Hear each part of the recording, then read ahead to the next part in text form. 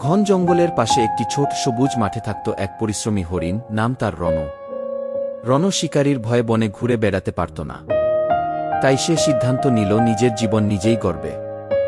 ছোট্ট একটি জমি পরিষ্কার করে সেখানে শাকসবজি, ধান আর ফলের গাছ লাগাল। প্রতিদিন সকালেই রণ সূর্য ওঠার আগে মাঠে যেত। পানি দিত, আগাছা পরিষ্কার করত, গাছের যত্ন নিত। অন্য প্রাণীরা তাকে দেখে হাসত, হরিণ আবার কৃষিকাজ করে, এটা কি কখনো সম্ভব? কিন্তু রণ কারও কথা শুনত না। সে জানত পরিশ্রম করলে ফল একদিন আসবেই। সময় গেল।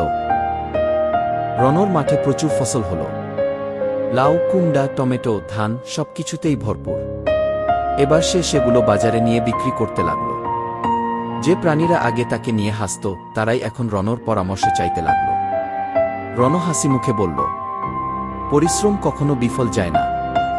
যদি মন থেকে চেষ্টা করো, জীবন বদলাতেই হবে গি। এভাবেই হরিণ রণ নিজের পরিশ্রমে নিজের ভবিষ্যৎ তৈরি করল এবং অন্যদেরও অনুপ্রেরণা দিল।